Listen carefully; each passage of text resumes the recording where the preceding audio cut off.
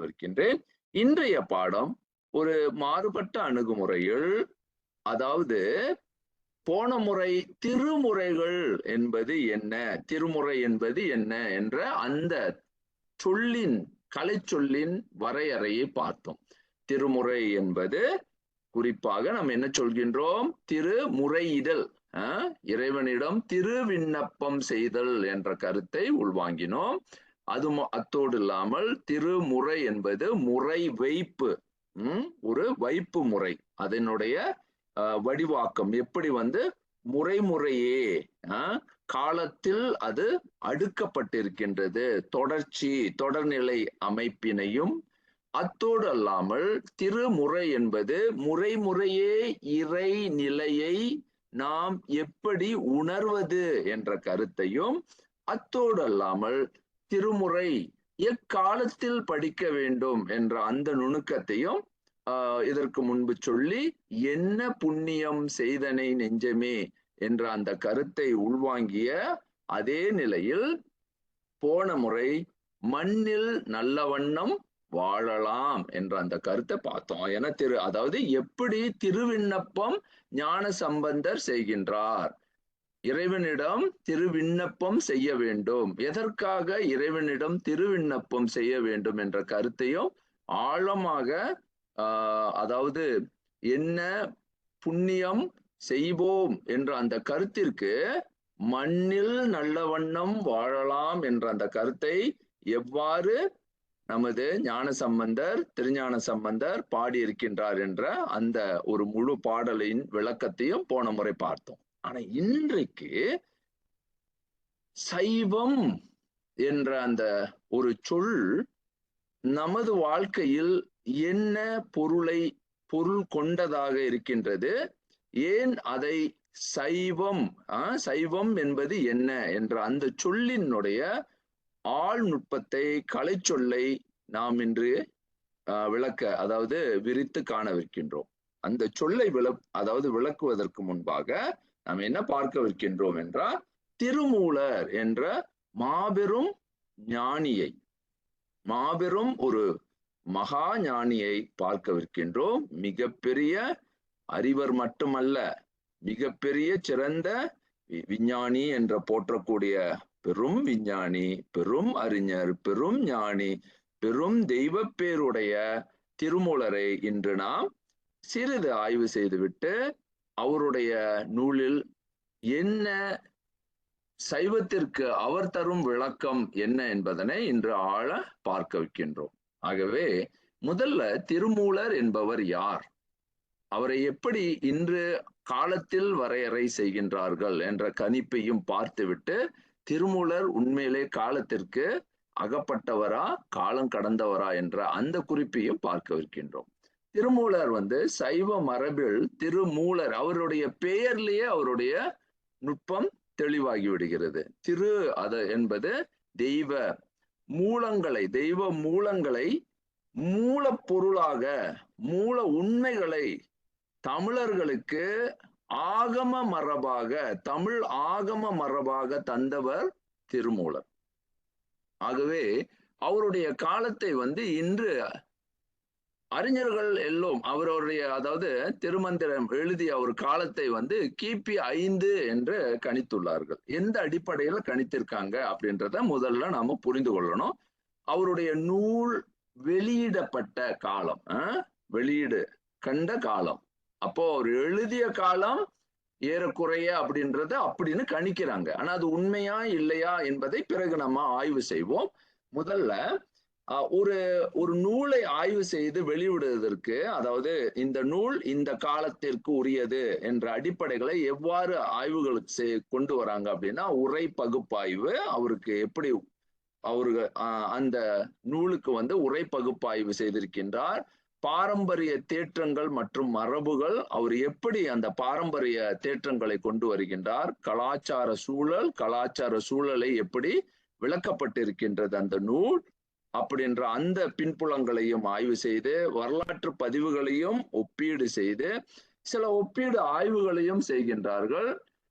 பிறகு அறிஞர்களின் ஒருமித்த கருத்துக்களையும் முன்வைத்து ஒருவரினுடைய அந்த நூல் கால கணிப்பை செய்கின்றார்கள். அப்போ அப்படி பார்க்கும் பொழுது திருமூலர் திருச்சிற்றம்பலம் கோயிலை பொன்னம்பலம் என்று தன் பாடலில் கூறுகிறார் அப்படின்ற முதல் கருத்தை இங்க வைக்கிறாங்க. திருச்சிற்றம்பலம் அப்படின்ற அந்த கருத்து, அந்த திருச்சிற்றம்பலத்தை பொன்னம்பலம் என்ற ஒரு சொல்லால் அங்க திருமூலர் குறித்து கூறுகின்றார். அப்படி கூறும் பொழுது அதற்கு முதலில் பொன் வேய்ந்தது கிபி 5ஆம் நூற்றாண்டில் ஆண்ட பல்லவ அரசர் சிம்மவர்மன் அப்படின்னு ஒரு பல்லவ அரசன் அங்கு இருக்கும் பொழுது அவர் 5ஆம் நூற்றாண்டில் அந்த அதாவது திருச்சிற்றம்பலத்திற்கு பொன், அதாவது நீங்க பாத்தீங்கன்னா நீங்க எல்லாரும் சிதம்பரம் போனீங்கன்னா அங்க தெரியும், அங்க சிதம்பரத்துல பொன் வெய்து இருக்கும்.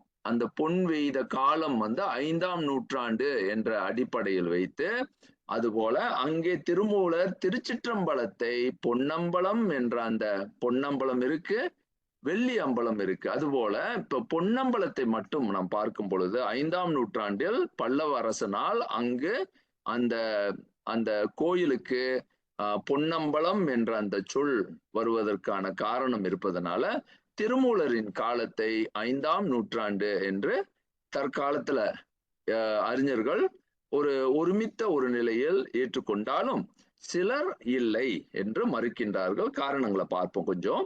அதற்கு முன்பாக இன்னொரு கருத்தையும் நான் நன்றாக பார்க்க வேண்டும். நம்பிரான் திருமூலன் அடியாருக்கும் அடியேன் என்ற அந்த சொல்லை, அந்த வரியை, திருமூலர் என்ற அந்த குறிப்பினை சுந்தரர் கிபி 8ஆம் நூற்றாண்டுல பாடியிருக்கின்றார். அப்படி என்றால் திருமந்திரம் 8ஆம் நூற்றாண்டுக்கு முன்பாகவே எழுதப்பட்ட ஒரு நூல் என்பதை யாரும் மறுக்க இயலாது.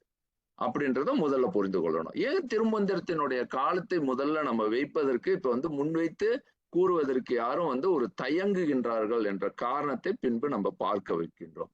திருமூலரை இப்படி ஒரு காலத்தில் அடக்கி காண முடியுமா அப்படின்னா இதற்கு இன்னொரு கருத்தையும் நான் முன்வைக்கலாம் அப்படின்ட்டு இருக்கேன். நீங்க பாருங்க திருமூலர் என்ன சொல்கின்றார் அப்படின்னு பார்ப்போம். திருமந்திரத்துல திருமூலர் என்ன திருமந்திரத்தை பற்றி கூறுகின்றார் என்ற அந்த கருத்தை முதல்ல பார்க்கணும். இருந்தேன் இக்காயத்தே எண்ணிலி கோடி அப்படின்ற ஒரு கருத்தை சொல்றார். இருந்தேன் இக்காயத்தை, இந்த உடம்புல நான் இருக்கின்றேன், இருந்தேன் எவ்வளவு காலம் என்றால் கோடி அப்படின்னு, எண்ணிலி கோடி. இது கொஞ்சம் அதாவது மெய்யியல் அப்படின்னு சொல்றோம்ல, அந்த ரியாலிட்டி அப்படின்னு சொல்லக்கூடிய உண்மைக்கு, இது புரிதலுக்கு, மனித உணர்வுக்கு, நம்மை போன்ற இயல்பான வாழ்க்கை வாழ்பவர்களுக்கு இது மிக ஏற்புடையதாக இருக்காது. ஆனா அவருடைய அந்த சொல்லில் ஆழத்தை நம்ம புரிந்து கொள்ள வேண்டும். எண்ணிலி கோடி அப்படின்னும் பொழுது இன்யூமரபிள் மில்லியன்ஸ் அப்படின்னு போகுது. அப்படியே எண்ணிக்கையில மிக தூரமான ஒரு காய வாழ்க்கை வாழ்ந்திருக்கின்றார் என்றால் அவர் நிச்சயமாக சமாதி நிலை பெற்று ஒரு உயிர் நிலையில அந்த உடல் நிலை அடிப்படையில காயத்தை பல காலமாக காய கல்பமாக மாற்றி பல காலங்கள் வாழ்ந்திருக்கின்றார் என்ற அந்த கருத்து இந்த பூமியில் அல்ல. அதை அவ்வளவு அழகா திருத்தி சொல்லுவார். இருந்தேன் இராப்பகல் அற்றே இடத்தே. அப்ப இங்க இரவு பகல் என்பது இந்த உலகத்திற்கு உண்டு. ஆனா மற்ற உலகம் அப்படின்ற உலகங்கள்லாம் உண்டு என்ற, அப்ப அவருடைய பரகாயம் அப்படின்னு சொல்லக்கூடிய பல்வேறு உலக நிலைக்கு தன் உடலை இழுத்து செல்லக்கூடிய ஆற்றல் மிக்கவராக, அதாவது திருமந்திரத்துல திருமூலருடைய கதையை பார்க்கும் பொழுது அவர் கூடு விட்டு கூடு பாயக்கூடிய ஆற்றல் உடையவராகவும் இருப்பதை நாம் அறிகின்றோம். ஆனா இன்றைக்கு அவருடைய கதையை சொல்லாமல் இன்றைக்கு குறிப்பாக திருமந்திரத்தின் அந்த சைவம் என்ற சொல்லை நாம் தொடவிருக்கின்றோம். அதற்காக தான் இந்த விளக்கத்தை முதல்ல சொல்லித்தரேன். அடுத்தது இருந்தேன் இமையவர் ஏத்தும் பதத்தே அப்படின்னு சொல்லும் பொழுது அவருடைய நிலை, அவர் தெய்வலோகங்களுக்கும் செல்லக்கூடிய ஆற்றல் உடையவர் என்ற அந்த கருத்தும் இங்கே அவர் பதிவு செய்திருக்கின்றார். இருந்தேன் இமையவர் ஏத்தும் பதத்தை, அங்கேயும் சென்றிருக்கின்றேன், அங்கேயும் எனது பதிவு இருக்கின்றது அப்படின்னு அவர் இருந்திருக்கின்றேன் என்ற அந்த கருத்தையும் சொல்லி இருந்தேன் என்னந்தி இணையடி கீழே அப்படின்னு, அந்த கீழே அப்படின்னு சொல்லும் பொழுது எல்லா நிலைகள்லையும் இறைவனோடு அந்த இறை நிலையில் நிலை பெற்றிருந்தேன் என்ற கருத்தையும் சொல்லி திருமந்திரம் 1000 அவரு சொல்லியிருப்பார்.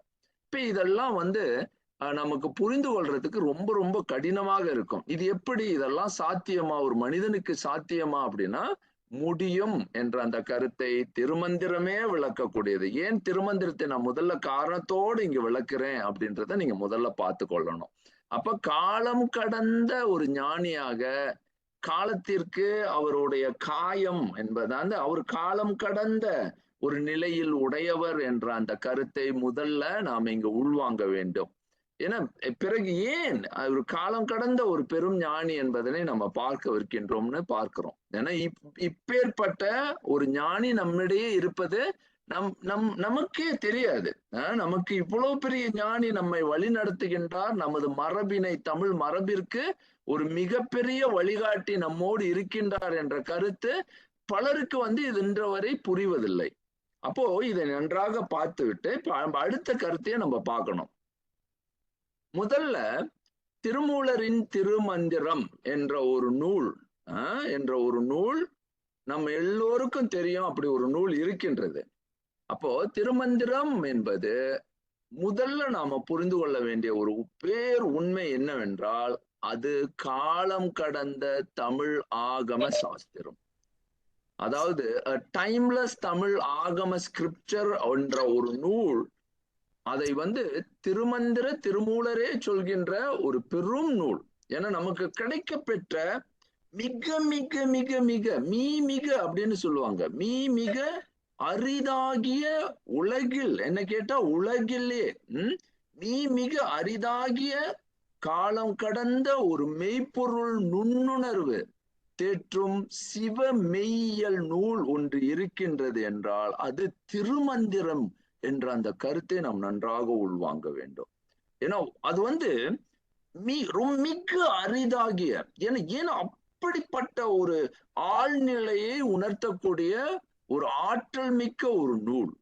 4 வரிகளில் திருமூலர் பேர் உண்மைகள், உலகில் கிடைக்க இதுவரைக்கும் கண்டிராத பெரும் பெரும் அறிவியல் உண்மைகளை மட்டுமல்லாது, வாழ்வியல் கூறுகளை மட்டுமல்லாது, உலகில் இருக்கக்கூடிய அத்தனை உயிர்களின் இயக்கங்களையும் வாழ்வியல் உண்மைகளையும் விளக்கக்கூடிய ஒரு நூல் இருக்குமானால் அது திருமந்திரம் என்று தாராளமாக சொல்லலாம். அது ஆகுதல், அந்த ஆகம சாஸ்திரம் அப்படின்னு தமிழர்களுக்கு கிடைக்க பெற்ற மிக மிக அரிதாகிய, உலகத்திற்கே இது உலக ஒவ்வொரு யாராக இருந்தாலும், எந்த மதத்தினராக இருந்தாலும் இந்த நூலை படிக்க முடியும் அப்படின்னு சொன்னா கொஞ்சம் வியப்பாக இருக்கும். அவர் சிவத்தை பத்தில பேசுறாரு, அப்படி எப்படி இது உலக பொது முறை என்ற அந்த கருத்துக்கு ஒத்து போகுமா அப்படின்னா ஒத்து போகும். இதை ஆய்வு செய்பவர்களுக்கு முழுமையாக திருமந்திரத்தை கண்டு ஆழமான முறையில் உணர்ந்து அதனுடைய நுட்பங்களை உள்நிலையில் உணர்ந்தவர்களுக்கு அதனுடைய ஆழ்நிலை, உளநிலை, அதனுடைய ஆகம, அதாவது உயிரை தேற்றுகின்ற முறையியல் நமக்கு புரிய வரும். அதனால நம்ம என்ன சொல்றோம் அப்படின்னா, நாம் எல்லாருக்கும் ஒரு விருப்பம் இருக்கும். வீட்டுல ஒரு நூல் இருக்க வேண்டும் என்றால் கட்டாயமாக ஒவ்வொரு சைவ தமிழரின் வீடுகளிலும் கட்டாயமாக இருக்க வேண்டிய ஒரு நூல் திருமந்திரம். அப்போ திருமந்திரத்தை அதாவது நான் என் வாழ்க்கையில ஒரு பெரும் நூலை என்னோடு நான் ஒரு பெரும் ஞானியை என்னோடு வைத்திருக்கின்றேன், வழிகாட்டியாக ஏற்றுக்கொண்டிருக்கின்றேன் அப்படின்ற அந்த ஒரு கருத்து வருமானால் நிச்சயமாக திருமந்திரம் நமது வீட்டில் இருக்க வேண்டும் அப்படின்றத உறுதி செய்து கொள்ளணும். அது எந்த விளக்க உரையில் அமைந்திருந்தாலும் திருமந்திரம் முழுதும் நம் வீட்டில் இருக்க வேண்டும். அப்போ அதற்கு நிறைய பேர் உரைகள் எழுதியிருக்கின்றார்கள். திருமந்திரத்திற்கு பல்வேறு நிலைகள்ல அவங்க போய் எழுத முயற்சி செய்திருக்கின்றார்கள். நான் முயற்சின்னு தான் சொல்ல முடியும். ஏன்னா யாரும் அவருக்கு திருமந்திரத்துக்கு முழுமையான உரை எழுதி பரிபூரண உரை அப்படின்ற ஒரு உரை நூல் திருமந்திரத்திற்கு இதுவரையில் கிடையாது. அப்போ ஐயா வரதராஜன் அவர்கள் இருக்கின்றார், அருணை வடிவேல், அதாவது தற்கால சைவ சித்தாந்த அறிஞராக கருதப்படும் அருணை வடிவேல், அவரும் முயற்சித்து ஒரு முழு நூலை வந்து நமக்கு தந்திருக்கின்றார் விளக்க உரையோடு.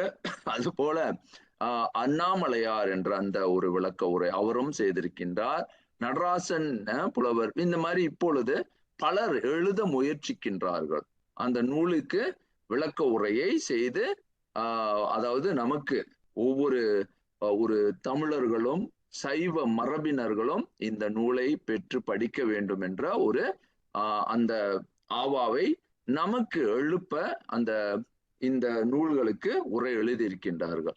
இருப்பினும் இந்த ஒரு நூல் என்ன செய்ய முடியும்? ஒரு திருமந்திரம் என்பது ஏன் வந்து ஒரு கட்டாயமாக இருக்க வேண்டிய அந்த காரணத்தை நான் இங்க சொல்லிட்டேன். அது ஏன்னா காலம் கடந்த மெய்ப்பொருளை விளக்கும்.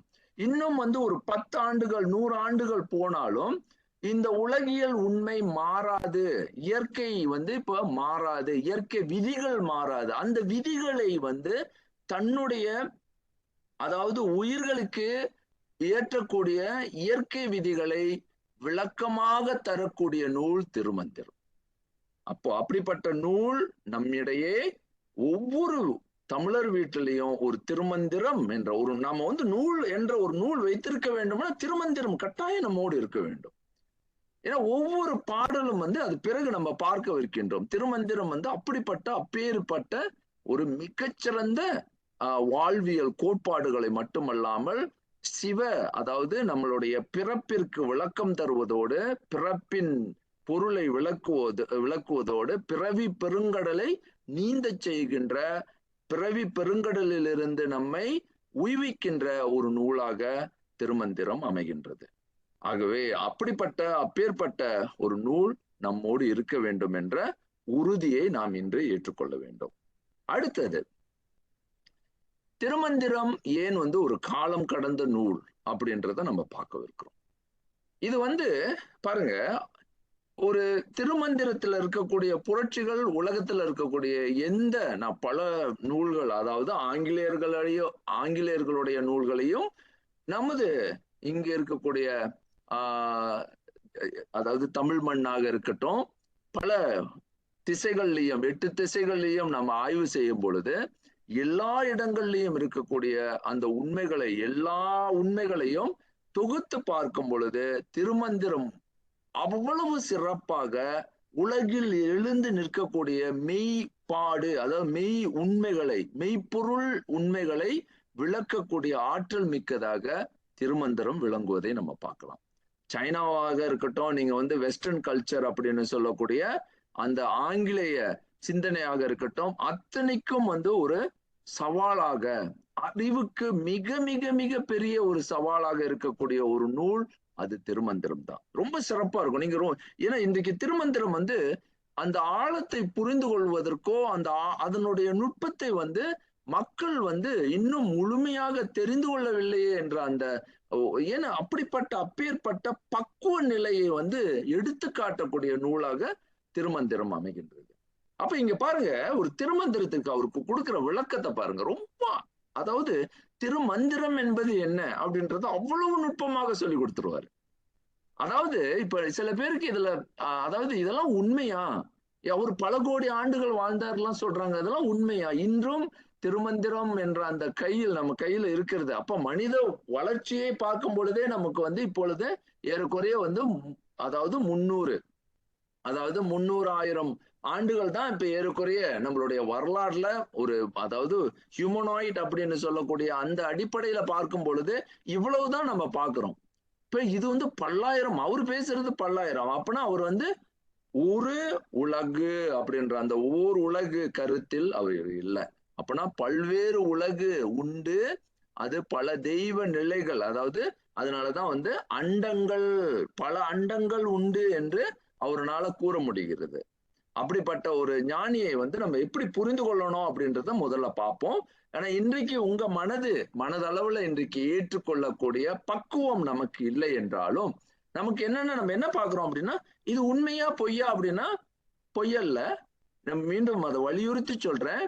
ஏன்னா இது எல்லாம் உறுதிப்படுத்தக்கூடிய ஆற்றல் மிக்க அந்த தகமை அவரிடம் இருப்பதை பின்பு பார்க்க போறோம். ஏன்னா இன்றைக்கு வந்து எடுப்பிலேயே வந்து ஒருவரை வந்து நம்ம வந்து ஒரு கணிப்பிற்கு கொண்டு வர முடியாது. இப்படிப்பட்ட ஞானி எப்படி அப்படின்ற அந்த ஒரு நுட்பத்தை வந்து உள் நுழை பெற்றவர்கள் தான்.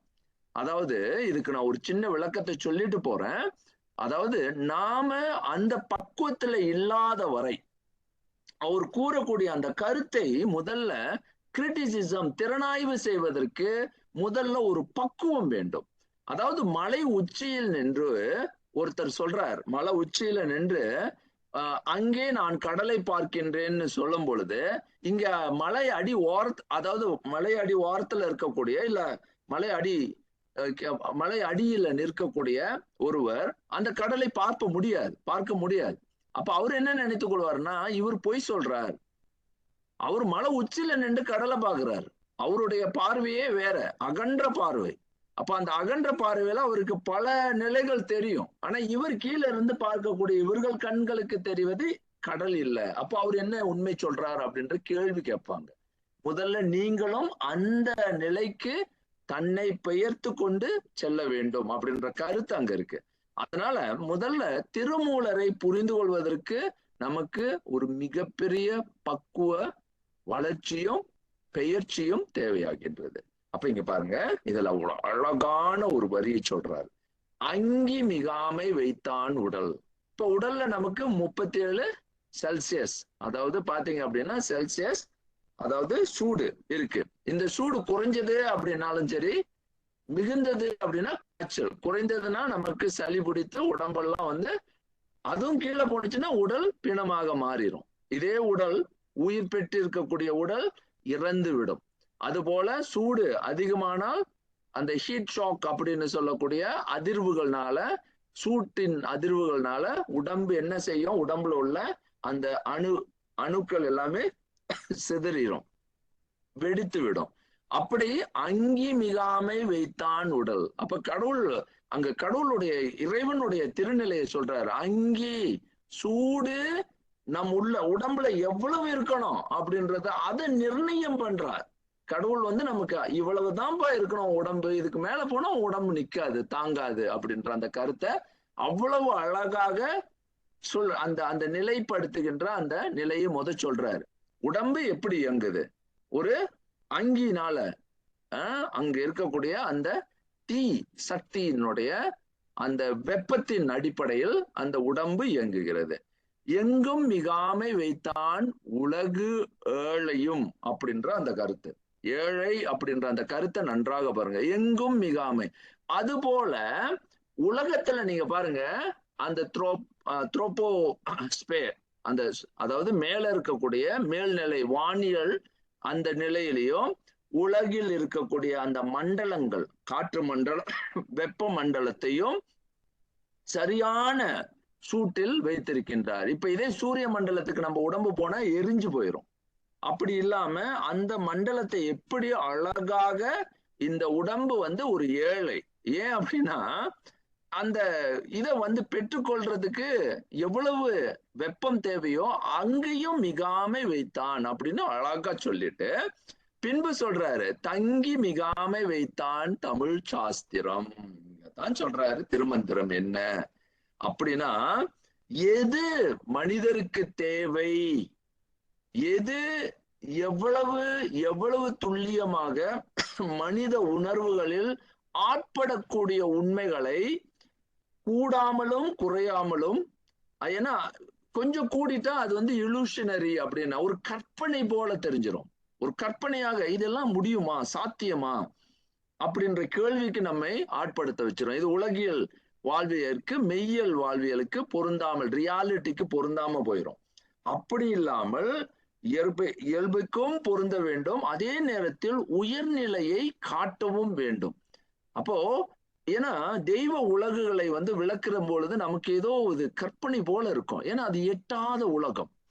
அப்ப எட்டும், அதெல்லாம் நமக்கு சாத்தியப்படும், அதெல்லாம் நமக்கு கிடைக்கும், அதெல்லாம் நம்ம பெற முடியும். ஆனா அந்த அருள் நிலை பெற்றவர்களாக நாம் இல்லாத பொழுது பல்வேறு நிலைகள்ல மனித உயிர்கள் வெவ்வேறு நிலைகள்ல வேறுபடுது. இப்போ 1ஆம் வகுப்பு மாணவனுக்கு 5ஆம் வகுப்பு பாடம் புரியாது, ஏன்னா அவன் அந்த உலகத்தை தொடவில்லை.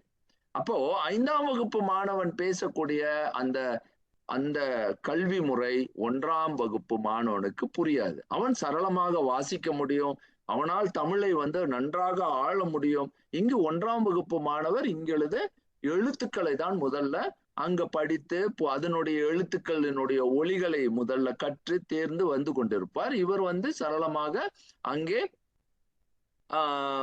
தமிழை படிக்க முடியும், தமிழ் பொருள் விளங்கும், அப்படி போல.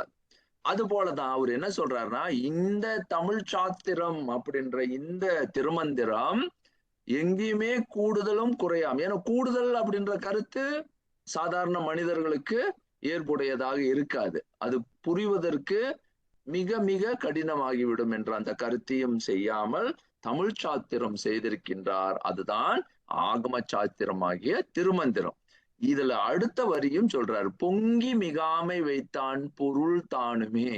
இது ரொம்ப ஆச்சரியமா இருக்கு. என்ன சொல்றாருன்னா, பொங்கி மிகாமை அப்படின்ற அந்த ஒரு கருத்தையும், அதாவது அவ்வளவு உள்ளடக்கம், அவ்வளவு பெரிய உண்மைகளை அப்படியே அப்படியே கட்டமைச்சு பெரும் பெரும் உண்மைகளை அப்படியே கட்டி அழகா கொண்டு வந்து உள்ளடக்கி உள்ளடக்கமாக பொருளடக்கமாக தந்து பொங்கி மிகாது ஒரு பெரிய விஷயத்த அழகா புரிந்து கொள்ளும் வகையில அங்கே பொருளாக பொதித்து நமக்கு தந்த ஒரு நூல் தான் திருமந்திரம். எவ்வளவு இந்த 4 வரிகளை படிக்கும் பொழுதே அவர் வந்து திருமந்திரத்தினுடைய நுட்பத்தை மிக மிக மிக நுட்பமாக சொல்லிட்டார்.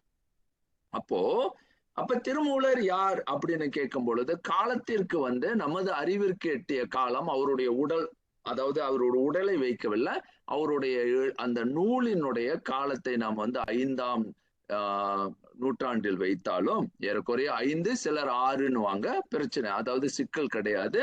அங்க நம்ம வந்து காலத்திற்கு அங்க வைத்து கண்டாலும் ஒப்பீடு செய்தாலும் இது வந்து காலத்திற்கு அப்பாற்பட்ட நூலாக விளங்குவதை நாம் வந்து புரிந்து கொள்ள முடியும். ஏன்னா அதுல இருக்கக்கூடிய உண்மைகள் எப்படி திருக்குறள் வந்து காலத்தை கடந்து இன்னும் ஒரு 1000 20,000 அப்படின்னா அப்படி காலம் போக போக அந்த உண்மையை மட்டும் அது விளக்கி நிற்க முடியுமோ, அது போல திருமந்திரம் என்பது சிவத்தினுடைய வாழ்க்கையினுடைய சைவர்களினுடைய, அதாவது ஒட்டுமொத்த உயிர்களினுடைய உண்மைகளை விளக்கக்கூடிய ஆற்றல் மிக்க ஒரு பெரும் நூல் என்பதனை நாம் முழுமையாக புரிந்து கொள்கின்றோம்.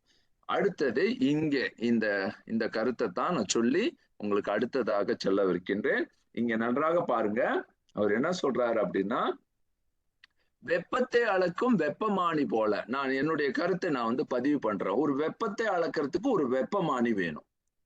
நமக்கெல்லாம் வந்து எல்லா கருவிகளும் உண்டு, அளப்பதற்கான கருவிகள்.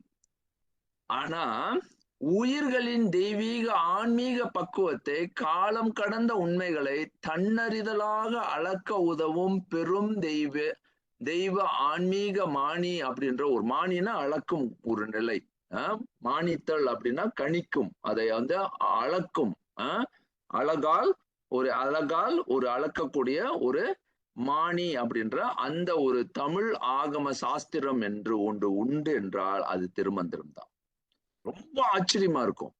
உங்களை நீங்களே அளந்து கொள்வதற்கு நான் வந்து இறைநிலையில் எப்படி உயர்நிலை பெறுகின்றேன். அதனாலதான் வந்து திருமந்திரத்தை படிக்க படிக்க உங்களினுடைய நிலை ஆன்மீகத்தில், அதாவது தெய்வ பக்குவத்தில் நான் எங்கே இருக்கின்றேன் என்ற அந்த நிலையை நமக்கு உணர்த்தக்கூடிய ஒரு நூல் இருக்குமானால் அது திருமந்திரம் தான். ரொம்ப ஆச்சரியமா இருக்கும் உங்களுக்கு. நான் எப்படி, ஏன்னா அப்படிப்பட்ட ஒரு உண்மையை நமக்கு அழகாக எடுத்து விளக்கிடுவாரு திருமூலர். அப்போ அப்படிப்பட்ட ஒரு நூலாக இது அமைகின்றது. தன்னை அறிகின்ற, தன்னை அளக்கும் ஒரு கருவியாக திருமந்திரம் நமக்கு விளங்கும் துளங்கும் என்பதனை நம்ம புரிந்து கொள்ளணும். இப்ப இப்படியெல்லாம் விளக்கிய பிறகுதான் இப்போ நம்ம என்ன செய்ய போறோம், முதல்ல சிவத்திற்கு விளக்கம் பார்க்க வைக்கின்றோம். ஏன் சிவத்தை முதல்ல புரிந்து கொள்ளணும்னா, திருமூலரை புரிந்து கொள்வதற்கு அவருடைய அதாவது சொல் ஆய்வு, கலைச்சொல் ஆய்வு மிக மிக முக்கியம். ஏன்னா அவர் ஒவ்வொரு சொல்லையும் வந்து அவ்வளவு நுட்பமாக கையாளுவார். அப்ப நமக்கு இந்த சொல்லுக்கெல்லாம் பொருள் விளங்காம நாம பாட்டுக்கு அதை படிக்கும் பொழுது 10 முறை படித்தாலும் விளங்காது, புரியாது. இப்ப இங்க பாருங்க, சிவம் என்ற சொல்லை பல்வேறு நிலைகள்ல நாம வந்து கையாளுறோம். ஆனா சிவம் என்பது என்ன? என்ற அந்த சொல் நமக்கு வரும் பொழுது சிவம் என்ற அந்த சொல்லினுடைய நேர் விளக்கம் வியாபகம். வியாபகம், ஒன்றும். ஒன்றும் அப்படின்னா ஒன்னஸ், அப்படியே ஒன்று சேரும், ஒரு ஒருநிலைப்படும். பொருந்தும் என்ற அந்த சொல் ஹார்மோனி அப்படின்னா அது நம்மளோட அப்படியே ஒன்றாக இணைந்து உருவு பெறும் அப்படின்ற அந்த சொல். இணையும், அந்த அந்தர முடிவான வெளியாக இருக்கக்கூடிய ஒரு நிலை, எல்லா இருப்பிற்கும் தானே ஒரு வெளியாக இருந்து நம்மை அந்த இடத்தில் விளக்கும் ஒரு நிலைதான் சிவம் என்ற பொருள். அப்போ இதுக்கு இப்படி சொல்லும் பொழுது புரியல. இப்ப அங்க சில பேருக்கு புரியாது. குழந்தைகளுக்கு இதை எப்படி விளக்குறது, சிவத்தை எப்படி விளக்குறது? இப்போ காத்து இல்லாம இருக்கிறதுக்கு நம்ம மூக்க கொஞ்ச நேரம் பிடிச்சிடணும். இப்ப மூக்க பிடிச்சதோட இப்படி மூக்க பிடிச்சு மூச்சை எக்கி விடக்கூடாது. ஒரு ஏறக்குறைய ஒரு 32 எண்ணிக்கைக்கு கொண்டு போகும்போது மூச்சு திணற ஆரம்பிச்சிடும். அப்ப விட்டுறணும். அப்ப நம்ம இங்க கேட்கிறோம், காற்று அப்படின்ற ஒன்று எங்கே இருக்கின்றது அப்படின்னு கேட்டா உணர முடிகிறது. அது இருக்கின்றது அப்படின்ற உணர்வு நமக்கு இருக்கு. அது மூச்சு வழியாக நம்ம உள்ளே வாங்கி வெளியே விடுகின்றோம் அப்படின்ற உணர்வும் நமக்கு இருக்கின்றது. அதை பார்க்க முடியவில்லை, அது இருந்து கொண்டே இருக்கின்றது. அதனோடு நான் வாழ்ந்து கொண்டே இருக்கின்றேன். அதனுடைய தேவை எப்பொழுது வருது அப்படின்னும் போது நம்ம மூக்கு அடைச்சிட்டு அப்போதான் நமக்கு தெரியுது, ஓ காற்று எனக்கு தேவை அப்படின்னு. அப்போ அது எங்கும் இருக்கின்ற அந்த உணர்வை எப்போ பெறுகின்றோம் அப்படின்னா நம்ம அந்த மூச்சை முதல்ல பிடிச்ச பிறகுதான் தெரியுது, ஓ மூச்சு என்பது எனக்கு தேவை அப்படின்னு. அப்ப என்னோடு இருக்கின்றது, எனக்கு தேவையான ஒரு பொருள் அப்படின்ற அந்த உணர்வு நமக்கு ஏற்படுது.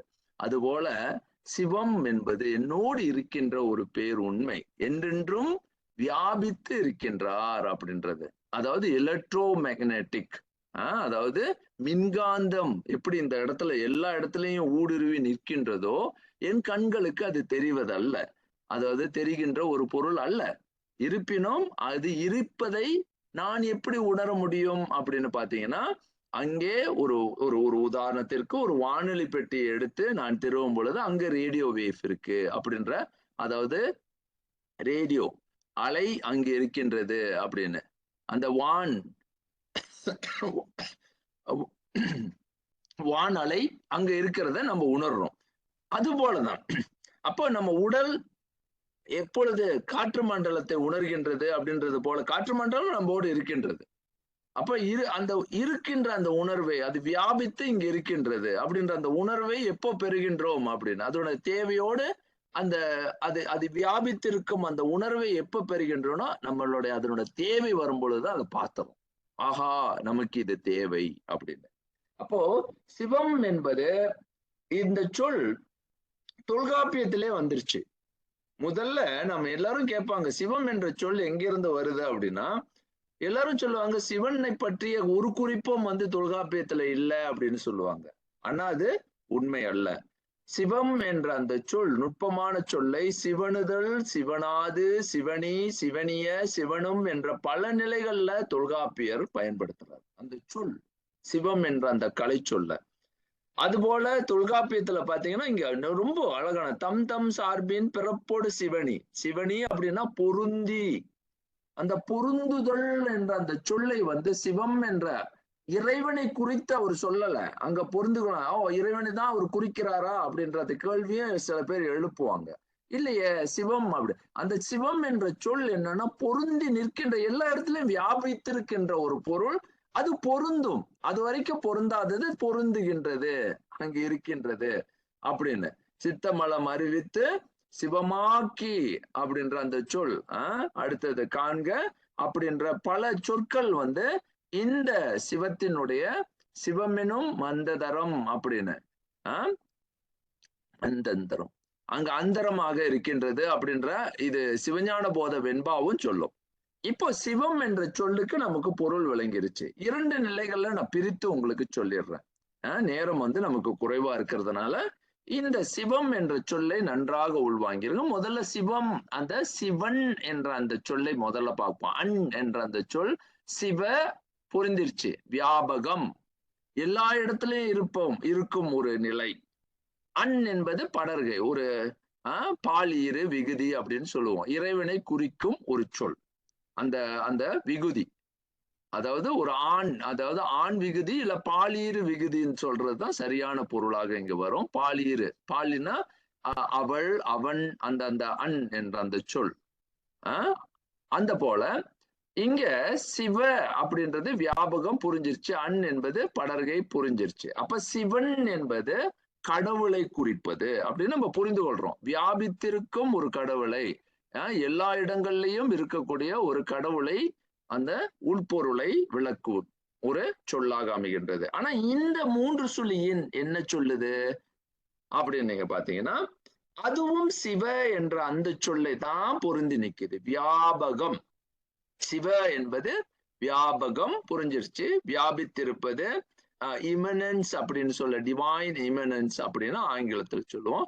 அடுத்தது இந்த அன் என்பது அண்மை, பொருந்து, அண்ணன்.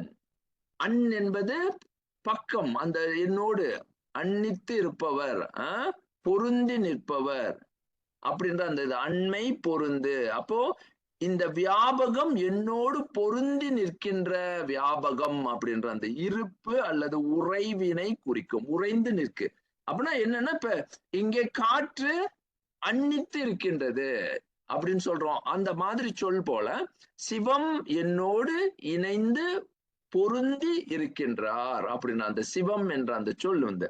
அப்ப இங்க சிவன் என்ற அந்த சொல் வியாபகம் அண்மை பொருந்தி நிற்கின்ற ஒரு நிலை அப்படின்ற ஒரு நிலையை சொல்கின்றது. சிவன் என்ற சொல் refer to the presence or abiding nature of the divine. இறை, இறைந்து எல்லா இடங்கள்லையும் இருக்கக்கூடிய இறை நிலை என்னோடு பொருந்தி நிற்கின்றது.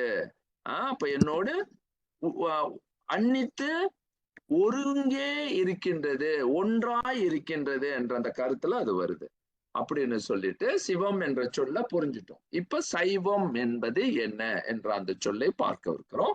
கொஞ்சம் விளக்கிடுற, சைவத்தை விளக்கிட்டேன்னா உங்களுக்கு சைவம் என்பது என்ன அப்படின்னு புரிஞ்சிடும். இது கொஞ்சம் ஆய்வு நிலையில உள்ள விளக்கங்களாக இருக்கும். நான் குறிப்பா சில மற்றதை மட்டும் சொல்லிட்டு சீக்கிரமா சேர்ந்தேன், அதாவது அடுத்த விளக்கத்திற்கு சென்றேன். சை என்பதை முதல்ல நன்றாக புரிந்து கொள்ளணும். தமிழ் என்பது, அதாவது தமிழ் என்பது ஒரு ஒரு நுட்பமான மொழி. அதை வந்து நான் என்ன சொல்லுவேன்னா, ஜியோமெட்ரிக்கல் லாங்குவேஜ் அப்படின்னா, அதாவது அது வந்து ஒரு வடிவியல் மொழி. அது மிகப்பெரிய ஆய்வுக்குரியது. பின்பு இதை பற்றி இன்னும் ஆழமாக பார்ப்போம். சை என்பது ஓங்கு குறிப்பு, சய, சை, அம் அப்படின்றது, இதுதான் சயம் அப்படின்ற சொல்லாகவும் மாறுது. சை, ஓங்கு, குறிப்பு, உயிர் என்ற சொல்லில் இருந்து மருவிய சொல்லாகும். இந்த சை என்ற சொல்ல நன்றாக கவனிச்சு கொள்ளுங்க. இப்ப இதுக்கு வந்து நிறைய எடுத்துக்காட்டுகள் இருக்கு. சை, புரைகளு சையம், பொழிமழை தாழ. சையம் என்பது சம்ஸ்கிருத அப்படின்னா, அதாவது வடமொழி சொல் என்ற அந்த சொல்லில பிறரை வந்து பிழைபட குறித்து நிற்பார்கள். அது அல்ல, அது நிச்சயமாக தமிழே என்பதை பின்பு நான் உணர்த்துறேன். இதுல வந்து ஒரு குறிப்பை நான் உங்ககிட்ட சொல்லிட்டு போறேன். இதை எடுத்து நீங்க மற்றவர்களிடம் பேசும் பொழுது சில அறிஞர்கள் இதை மறுத்து கூறுவார்கள். இல்லை, சை என்பது நிச்சயமாக தமிழ் அல்ல என்ற சகர இலக்கணத்தை வைத்து, தொல்காப்பிய இலக்கணத்தை வைத்து, இல்லை, சை என்பது தமிழ் ஆகாது என்ற கருத்திற்கு சிலர் முன்மொழிவார்கள். அந்த இதை வந்து நான் இன்னைக்கு எந்த கருத்துக்கு நான் போகல, ஏன்னா அது ரொம்ப ஆழம், மிக ஆழம். அதுக்கு ஆழமான விளக்கத்தை நான் வந்து என்னுடைய நூல்ல நான் செய்து காட்டியிருக்கின்றேன். அது ஏன் இல்லை என்ற அந்த கருத்தை நாம வந்து அழகாக மறுத்தரலாம். சரியா? இப்போ இந்த சொல்ல பாருங்க, பரிபாடல்லையே கிடைக்குது. சங்க பரிபாடல்ல கிடைக்கிற சொல் இது சயம். அதே போல சயம் என்பது உறுதி பூண்டு சமுத்திரம் நீந்துவான் சீவக சிந்தாமணியில பாக்குறோம். இப்படி சயம் என்ற சொல் பல்வேறு நிலைகள்ல பயன்பாட்டுல இருக்கு. பெரிய புராணம், இப்படி திருப்புகழ், இப்படி பல நிலைகள்ல இந்த சய என்ற அந்த சொல் இருக்கு. சயமாகிய அப்படின்றது. அப்போ சயமாள் அப்படின்ற அந்த சொல் என்ன பொருளை குறிக்குது அப்படின்னா, த கிரேட்னஸ், அதாவது சயமாகிய பெரிய மலையில் நின்று ஓங்கி ஓங்கி நிற்கக்கூடிய ஒரு பெரும் நிலை அப்படின்றது. மழை நின்று வரும் பெருமையே சிறந்தது சயம் அப்படின்ற சொல்லு. அடுத்தது வெய்ய சய வள்ளி அப்படின்னு திருப்புகழ் பாடுது. இப்படி சயத்திற்கு பொருள் விளக்கம் நம்ம பார்க்கிறோம். இதெல்லாம் இங்கே அடுத்தது இதுல இருந்துதான் விசயம் என்ற அந்த சொல்லும் வருது. இது பின்பு வட சொல்ல மறவும், அதாவது மறுவும் பொழுது அது விஷயம் அப்படின்னு போயிருது. விஷயம் சேர்ந்துருது. ஆனா விசயம் தான். விசயம் அப்படின்னா என்ன அர்த்தம்? வி என்பது விரியும், சயம் என்பது குறித்து வெளிப்படக்கூடிய ஒரு சொல். அதாவது விரிந்து நிற்கக்கூடிய குறிப்பு விசயம், விரி குறிப்பு அப்படின்ற சொல்லாக அது மாறுது. அப்போ அந்த மாதிரி பாக்குறோம். விஷயம்னா விரிந்த ஓங்கிய குறிப்பு, தோற்றம், செயல் அப்படின்றத பாக்குறோம். வெற்றி என்ற சொல்லாகவும் அது நிற்கின்றது. இது திருமந்திரத்துல பார்க்கலாம். முல்லைப்பாட்டு எல்லாமே பார்க்கலாம். விஷயம் வெல்கொடி பாக்குறோம் பாருங்க. விஷயம் தூய தமிழ், தூய தமிழ், தூய தமிழ் விஷயம். அப்புறம் அதே சொல்ல இன்னும் கொஞ்சம் ஆய்வு செய்வோம். இது கொஞ்சம் சொல்லாய்வுகள் இருக்கு. சை என்பது சய, சய, சயம், சுயம், சுயம், சயம்பு, சுயம்பு, தான் தோன்றியாக இருக்கின்றது. சையிலிருந்து தான் இந்த சொல்லே வருது. சுயம்பு தானாகவே தோன்றியதற்கு பெயர் சுயம்பு அப்படின்னு. சயம்பு இது எதுல பார்க்கலாம் அப்படின்னா சிலப்பதிகாரத்திலேயே சயம்பு அப்படின்ற சொல் வந்துருச்சு. அது போல திருநாவுக்கரசரும் சயம்பு என்ற சொல்லை பயன்படுத்துகின்றார். இப்படி சயம் அந்த சையிலிருந்து தான் இந்த சொல்லே வருது அப்படின்றத நம்ம பார்க்கிறோம். சரிங்களா? அப்போ சயம்பு என்பது தானே நிற்பது, அதாவது காலத்தில் அகப்படாது காலம் கடந்து நிற்பது சயம்பு. சயம்பு அது சுயம்பு அப்படின்னு இன்னைக்கு சொல்றோம். சுயம் அப்படின்னா காலம் கடந்த ஒரு பொருள், அழியா பொருள் சுயம்பு அப்படின்ற. அடுத்தது இதே செய்ய என்ற அந்த வார்த்தை தான் ஆங்கிலத்துக்கு சோ மோட்டோ, சோ அப்படின்ற அந்த குறித்து ஓங்குவது. அப்போ அதுல இருந்துதான் இந்த சய என்ற அந்த சொல் வருது. இது இங்கே மலாய் மொழி, எங்க மலேசிய மொழியில சயா அப்படின்னா மீ என்ற அர்த்தம். அது நான் தமிழர்களுக்கு, இங்க மலேசிய தமிழர்களுக்கு ரொம்ப வியப்பை ஏற்படுத்தும். ஓ, இந்த சொல் தமிழர்களுடைய சொல்லா அப்படின்ற முதல். அது பல நிலைகள்ல இங்க இருக்கக்கூடிய தமிழே அந்த மொழிக்கு பெரும் பங்கு கொடுத்திருக்கு. அது இங்கே நான் பேச விரும்பல. ஆனா இங்க நம்ம சயம் என்ற அந்த சொல்லை பார்க்கிறோம், குறித்து ஓங்குவது. அப்ப இது எங்கெல்லாம் பாக்குறோம்? திருநாவுக்கரசு சயம்பு ஆகி அப்படின்னு பெரும் நிலையில சிலப்பதிகாரம் பயன்படுத்துது. பின்பு நிறைய இதற்கு எடுத்துக்காட்டுகளை நாம காட்டலாம். இதெல்லாம் ஏன் நான் காட்டுறேன் அப்படின்னா, இந்த சை என்ற சொல்லை முதல்ல நன்றாக புரிந்து கொள்வதற்காக. அடுத்தது நாம் என்ன பார்க்கிறோம் அப்படின்னா, அதிசயம் அப்படின்னு. அதி என்பது கூட, அதாவது மிகுந்த அப்படின்னு. மிகு, மிகு, அதி, அதிகம் என்ற அந்த சொல்ல இருந்து. சயம் என்பது அதிக, அங்க பாருங்க, அது அதிக, அதி சயம் அப்படின்னா குறித்து, அதாவது அதிகமான ஓங்குதல் நடந்துச்சுன்னா அது மிரக்கல் அப்படின்ற அந்த சொல்லலாம் பாக்குறோம். நிற்றி சயம், நிச்சயம், நிச்சயம், நிச்சம், ஓங்கு குறிப்பில் எஞ்ஞான்றும் உறுதியாக நிற்பது நிச்சயம். நிச்சயம் அப்படின்னு இது தொல்காப்பியத்திலே வந்துருச்சு. அச்சமும் நானும் மடனும் முந்துறுத்தல் நிச்சமும் பெண்பார்க்குரிய என்ப. பாருங்க, நிச்சம் அப்படின்ற அந்த சொல் சை, அந்த சையில இருந்து வருது. அதுக்கெல்லாம் எளிமையா இன்னும் ஒரு சொல் நான் இங்க இதுல இணைக்கல. ஆசை. அப்படின்னா உயிர், உயிரை குறிப்பது. சை என்பது ஓங்குதல், உயிரின் உணர்வுகள் ஓங்கும் பொழுது ஆசை, சை வருது. இப்படி சைய பல நிலைகள்ல நம்ம பார்க்கிறோம். ஏன்னா இது விளக்கம் தரல இங்க நிச்சமும் அப்படின்ற அந்த சொல், நிச்சம் அப்படின்னா நித்தமும் அப்படின்ற பெண்பார்க்குரியது. நித்தம்னா என்றென்றும் உறுதியாக. அந்த விளக்கம் எங்கிருந்து வருது? நிற்றி சயம் என்ற அந்த சொல்ல சேர்த்தாதான். நிற்றினா நிற்கக்கூடிய, சயம் ஓங்கு நிலை, நிச்சம் அப்படின்ற சொல்ல வருது. இப்ப பாருங்க எவ்வளவு ஆழமான தமிழை நம்ம இங்க பாக்குறோம். அடுத்தது சை, சைகை, சமிக்கை, சமிக்கை, குறிப்பு மொழி எல்லாமே இதுலதான். சைகை, சைகை மொழி, குறிப்பு ஒளி, சைகை என்ற ஒரு சொல்லிலேயே அதாவது ஒரு சொல் ஒரு எழுத்தாக இருக்கு சை அப்படின்னு. அப்போ அது போலதான் சைக்கை, செங்கட் சைகை அப்படின்னு சூழா மொழியில இதுல சூளாமணியில நம்ம பார்க்கிறோம் என்பார். அதாவது நெற்றிக்கண் சிவந்து இருக்கின்றது அப்படின்றத சைகை, சைக்கினை செங்கட் சைகை, சைகை அந்த சமிக்கை இங்க நம்ம பார்க்கிறோம். இன்றைக்கும் சிக்னல் இன்னைக்கு ரோட் சைட்ல இருக்கும் போது அதை சமிக்கைன்னு தான் சொல்றாங்க. சரியா? அப்ப சைகை மொழி அப்படின்றத இதை நம்ம பார்க்கிறோம். சைகை மொழி. அதே மாதிரி சிக்னல் அப்படின்னு சொல்லக்கூடியத நம்ம வந்து என்ன சொல்றோம்? சமிக்கை அப்படின்ற சொல்றோம். சரிங்களா? பாருங்க எவ்வளவு ஒரு சொல்லிலேயே எல்லா நிலையும் வருது. அடுத்தது பூசை. பூசை போடுறோம். பூசை என்ற அந்த சொல் எங்கிருந்து வருது? சை என்ற அந்த சொல்ல பாருங்க. பூ தெரிஞ்சிருச்சு, எல்லாருக்கும் புரிஞ்சிருச்சு. சை என்பது பாருங்க. அப்போ இத வந்து முதல்ல தேவநேய பாவாணர் பூசைக்கு ஒரு விளக்கம் தர முயற்சி பண்றாரு. ஆனா நம்மளுடைய பொருள் விளங்க பூசை அதாவது தேவநேய பாவாணர்களுடைய தமிழை நாம கொஞ்சம் திருத்தலாம். எப்படி திருத்தலாம் இப்ப பாருங்க. அவர் என்ன சொல்றாரு? பூசை என்பது பூசி, பூசுதல், கழுவுதல், தெய்வ படிமையை அந்த சிலையை நாம் வந்து நீரால் துப்புரவாக்குதல் என்பார். பூசித்தல், பூசாத்தி தேங்காய் பழம் சாற்றி வழிபடுதல், இது பூசை அப்படின்ற பொருள். பூசி, பூசனை, பூசணம் என்பார். இப்படி அவர் விளக்கம் தர்றார். இச்சொல்லின் பொருள் சடங்களவில் பொருந்துமானாலும் இறை வழிபாட்டை எடுத்து விரித்து விளக்கவில்லை அப்படின்னு நான் சொல்றேன். ஏன் அப்படின்னா இந்த சொல் வந்து இந்த பொருள்ல மட்டும் விளக்கப்படவில்லை. இப்ப அடுத்தது பார்ப்போம். பூசைக்கு என்ன உண்மையான ஆள் விளக்கம். அப்ப பூசை அப்படின்னும் பொழுது பூ பூ மலரும், சை என்பது ஓங்கு உறுதி குறிப்பு, பூசை என்பது. அப்ப பூ என்பது பூட்கை. அவரு நினைக்கிற மாதிரி பூ மட்டும் அல்ல, பூக்கள்னா மலர்கள் மட்டுமல்ல.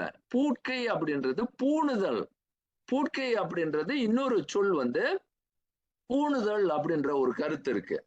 அப்போ இறைவன் மீது மலரும் பூணும் உறுதிப்பாடு அப்படின்ற பொருள்ல வருது. சை என்பது இங்க என்னது? ஆக்ட் ஆஃப் வர்ஷிப் அப்படின்ற ஒரு கருத்தாக நம்ம பார்க்கல. ஆனா ஓங்கு உறுதி குறிப்பு, ஓங்கு நிற்கக்கூடிய குறித்த குறிப்பு அப்படின்னு. அப்ப இறைவன் மீது பூசை செய்வது என்பது என்னன்னா இங்க பாருங்க அக வழிபாட்டை குறிக்குது. பூசை என்பது நான் எடுத்துக்கொள்ளும் என் அகத்தில் மலரும் நான் எடுத்துக்கொள்ளும் பூணும் உறுதிப்பாடு அப்படின்ற சொல்லா வருது. அப்ப பூசை என்பது சூளுரைத்து மன உறுதிப்பாட்டை இயற்றுவது, உருவாக்குவது என்று பொருள் கொள்ள வேண்டும். அப்ப நம்ம மனசுல உறுதிப்படுவத, நான் எடுத்த முடிவில் தீர்மானத்தில் நான் உறுதியாக இருக்கின்றேன், அதுதான் பூணுதல். அதுக்குதான் பூசை என்று சொல்றாங்க. தமிழரின் ஆழமான உளவியல் மற்றும் பக்தி வாழ்வியல் முறையை இது வந்து வெளிக்கொணருது. பூசை செய்வது என்பது நாம் மனதில் இயற்றும் ஒரு என்ன அப்படின்னா உறுதிப்பாடு அப்படின்ற அந்த சொல்லாக அது இங்க வெளிப்படுது. எவ்வளவு ஆழம் பாருங்க, எவ்வளவு ஆழம். பூசை இதுவரை நம்ம என்ன நினைத்து கொண்டிருந்தோம்? பூசை என்பது வெளியில கழுவது, இறைவனுக்கு கிரியைகள் செய்வது அப்படின்ற பொருள் நிலையில தான் நம்ம புரிந்து கொண்டு இருக்கோம்.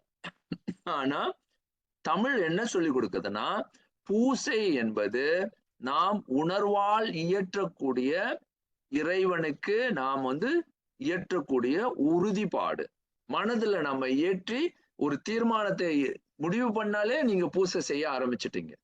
எவ்வளவு அழகான ஒரு விஷயம். பூசை என்பது நாம் இறைவனை நினைத்து மனதில் ஏற்படுத்தக்கூடிய உறுதிப்பாடு அப்படின்னு. அதுதான் பூணுதல். பூணுதல், மலரும் உணர்வில் பூணும் உறுதிப்பாடு. சூளுரைத்தல் அப்படின்ற ஒரு அழகான சொல் இருக்கு. அதாவது சூளுரைத்தல் அப்படின்றது என்ன? சூளுரை தெரியும்னு நினைக்கிறேன். நம்ம வந்து உறுதியை எடுத்துக்கொள்வது, சூழ் செய்வது. இது ரொம்ப அருமையான சொல். தங்கத்த மரபுல இதை பயன்படுத்துறாங்க. சூழ் என்பது அஃபர்மேஷன், மென்டல் அஃபர்மேஷன் அப்படின்ற இந்த சொல்லாக அது மலருது. அடுத்தது இதுலயே இந்த வரியும் சொல்லி கொடுத்துட்றேன். சக்தி என்பது இன்னைக்கு தமிழ் அல்ல அப்படின்னு அதையும் தள்ளி வச்சுட்டாங்க. இப்படி தமிழ் உலகத்துல நிறைய இடர்பாடுகள் நம்ம உள்ளத்துல இருக்கு. அதனாலதான் சைவத்தை புரிந்து கொள்ளும் பொழுது எவ்வளவு சொற்களை நம்ம தெரிந்து கொள்ள வேண்டி இருக்கு பாருங்க. சக்தி என்பது சக்தி இல்லை, இக்கு வராது, இத்து போடணும். ஏன்னா அது தப்பு. இக்கு போட்டோம்னா அது தப்பாயிரும். அது இக்கு வரக்கூடாது. இத்தி. ஏன் சக்தி என்பது சொல்றோம் அப்படின்னா அது எனர்ஜி அப்படின்னு நம்மளுக்கு தெரியும். அது வந்து சைத்தி, இந்த சைத்தி தான் சக்தியாக அது மாறுது. சை என்பது ஓங்க செய்யும் அல்லது குறித்தெழும் ஆற்றல். Very directed energy. ரொம்ப அழகான சொல்லு. சக்தி என்பது, ஆற்றல் என்பது எனர்ஜி. சக்தி அப்படின்ற அந்த சொல் வந்து டைரக்டட் எனர்ஜி, அதாவது குறித்து நகரும் ஒரு ஆற்றல். ரொம்ப அருமையான ஒரு சொல். சக்தி, குறிப்பு இருக்கணும். டைரக்டட் அப்படின்னா என்னன்னா, இப்போ ஒரு சக்தியை நீங்க குறித்து நகர்த்தலைன்னா அந்த எனர்ஜி வேஸ்ட் ஆயிரும், வேஸ்ட் எனர்ஜியா மாறிடும். அப்படி இல்லாம அது குறித்து நகரும் ஆற்றலாக இங்கு நம்ம தமிழர்கள் அதை எடுத்து இன்னா 40 கூட பாருங்க, சக்தியான் தாழ் தொழாதார்க்கு அப்படின்னு இப்படி சக்தின்ற அந்த இதை வந்து ஒரு ஒரு ஒரு குறிப்பிட்ட இன்றைக்கு இந்த அதாவது சக்தி அப்படின்னா இது பாருங்க, ஒன்று தீயாக மாறும், ஒன்று வந்து காற்றாடியாக சுத்தம். ஏன்னா அது வந்து நாம வந்து குறித்து நகர்த்துறோம். அது எதுக்கு போகணும்? வெப்பமாக மாறணுமா, இல்ல அதை வந்து வெப்பத்தை இல்லாமல் அதை வந்து ஒரு செயல், அதாவது கினெட்டிக் எனர்ஜி அப்படின்னு சொல்லக்கூடிய செயலாற்றலாக மாற்ற விரும்புறோமா, இப்ப இயக்க ஆற்றலாக, எந்த ஆற்றலாக அதை மாற்ற விரும்புறோம், அதாவது மின் சக்தியாக மாற்ற போறோமா, அப்ப அது வந்து குறித்து நிற்பதுதான் சக்தி. அந்த சொல் பாருங்க. அதுல இருந்துதான் இன்னொரு சொல் வருது. ரொம்ப ஆச்சரியமான இன்னொரு விஷயத்தையும் சொல்றேன். சைத்தி அப்படின்றதுல இருந்து தான் சைக்கி என்ற ஆங்கில சொல் வருது. இந்த ஆங்கில சொல் வந்து ரிஃபர் டு ஸ்பிரிச்சுவல் எனர்ஜி. சைக்கி அப்படின்ற அந்த சொல்லே வந்து மனிதனுடைய அறிவு நிலையை குறிக்கின்ற ஒரு சொல்லாக அது இருக்கு. அப்போ இத வந்து ஆங்கிலேயர்கள் இன்றைக்கு சைக்காலஜி, சைக்காலஜிக்கல் அப்படின்ற அந்த சொல்லெல்லாம் எங்கிருந்து வந்தது அப்படின்னா, தமிழ் சைத்தி என்ற அந்த சொல்லிலிருந்து அங்கே அவங்க கொடையாக பெற்று இன்றைக்கு பெரும் சொற்கள் சைக்காலஜி, சைக்கோபெத்தாலஜி, இப்படி பல சொற்களை உருவாக்கிட்டாங்க. சைக்கி அப்படின்ற அந்த மூல சொல்லிலிருந்து, அந்த சைக்கி என்ற அந்த சொல் தமிழினுடைய பெரும் கொடை. சைத்தி என்ற அந்த தீ, அதாவது உள்ளே இருக்கக்கூடிய குறித்து நகரக்கூடிய ஆற்றலை குறிப்பது. இதுல இருந்து இன்னொரு வியப்பும் இருக்கு. இதை வந்து இந்த சொல்ல நீங்க பார்க்கும் போது பாருங்க, வியப்பு என்னன்னா, இந்த சை அப்படின்றத இந்த சைய வந்து அவங்க திருச்சூலத்துலதான் காட்டுவாங்க, கிரேக்க எழுத்துல. அது திருச்சூலம் போட்டுதான் அதை காட்டுவாங்க. அதை பாருங்க, கிரேக்க எழுத்து கொற்றவை சக்தி என்றும் இந்த திருச்சூலத்தை தான் முச்சூல வடிவாக தான் அங்கேயும் வந்து வெளிப்படுத்தி காட்டுறாங்க. ஆச்சரியமா இருக்கும் நமக்கு. அப்ப இன்றைய வரைக்கும் வந்து இந்த சை என்ற அந்த சொல்ல அவங்க இப்படிதான் காட்டுறாங்க, முச்சூலம் போட்டுதான் காட்டுவாங்க. அப்போ சைக்கி அப்படின்றத இப்ப புரிஞ்சிருச்சு. அதை வந்து உயிர் நிலையை உணர்த்தும், உயிர் இயக்க நிலையை, சக்தியை, உயிர் சக்தியை காட்டும் ஒரு சொல்லாக அது அமையுது. இன்னும் முடியல, இன்னும் கொஞ்சம் முடிச்சிடுறேன். அப்போ உங்களுக்கு இதோட தான் சைவம்ன்ற அந்த சொல்லுக்கு வரும். அப்ப சைவம் என்ற அந்த சொல் எவ்வளவு மூலச்சொல் அப்படின்றத ஏன்னா இது வரைக்கும் சைவத்தை வந்து எல்லாம் விளக்கவே முயற்சி பண்ண மாட்டான். சைவம்னா அடுத்தது திருமூலர் சொல்ற விளக்கத்தோட முடிஞ்சிருது. இந்த சொல்லாய்வை ஏன் நான் கொடுக்குறேன்னா, இது என்னுடைய நூல்ல நான் விளக்கிய ஒரு ஆழமான ஒரு பகுதி. அதை எடுத்து உங்களுக்கு கொஞ்சோண்டு காட்டிடுறேன். இன்றைக்கு பாடமும் ஆழமாக இங்க அமைஞ்சிருச்சு. அதை பாருங்க. சை அப்படின்னா ஓங்கு, சயம், எம் அப்படின்றத நான் பிறகு ஏன் அப்படின்னு சொல்றேன். உயிர் அப்படின்னு நம்மளுக்கு தெரியும், நமச்சிவாய. அப்படின்றது உயிர் தான். சை எம். அடுத்தது சை அம் அப்படின்றது, அப்படின்றது வந்து உயிரினுடைய குறிச்சொல்லாக தான் அது அமையும். சை அப்படின்னா உயிர், ஓங்கு குறித்து எழும் ஆற்றலாக உடைய உயிர் அப்படின்றது தான் சைவம் என்ற அந்த சொல்லாக வருது. அப்ப சைவம் என்ற சொல் ஆற்றலில் ஒன்றும் உயிர், இல்லாட்டினா அதோடைய அடுத்த நிலை உயிர்ந்து, ஓங்கு குறித்து ஆற்றலில் ஒன்றும் இல்ல ஓங்கும் உயிர் அப்படின்ற பொருளாக அது வருது. உயிர் என்பது உயிர் ஒன்றும் கலக்கும் சேரும் தன்மையது, அதுதான் அம்னு சொல்லுவோம். சைக்கி அப்படின்ற அந்த கருத்துல வருது. அப்போ இது வந்து ஒரு பெரிய மெய்யறிவு கலை சொல்லாக தான் சைவம் என்ற அந்த சொல்லே உருவாகி நிக்குது. அப்போ இது வந்து ஏன் அப்படின்னா, இது வந்து நம்ம செம்மைப்பட விளக்க வேண்டும் என்பது நம்மளுடைய கடப்பாடு. சைவம்னா என்னன்னே தெரியாம நம்ம இன்னைக்கு சைவம், நான் யாரு, நான் ஒரு சைவன் அப்படின்னு சொல்றோம். ஆனா விளக்கம் கேட்டா பிறகு விளக்குவோம். இப்ப திருமூலர் இதற்கு என்ன விளக்கம் சொல்றாருன்னு பார்த்துருவோம். திருமூலர் சைவம் என்பது என்ன என்று விளக்குறார் அப்படின்றத பார்ப்போம். இதை விளக்கிட்டேன்னா இன்றைக்கு பாடம் முடிஞ்சிடும். கொஞ்சம் நேரம் எடுத்துக்கொள்றேன், இன்னும் 5 நிமிடம் எடுத்துக்கொள்றேன். இதை நன்றாக பாருங்க. சைவத்திற்கு என்ன விளக்கம் திருமூலர் செய்கிறார் அப்படின்றது. ஏன்னா இதுவரை திருமந்திரம் தான் சைவத்திற்கு முழுமையான வரையறையை தருகின்றது.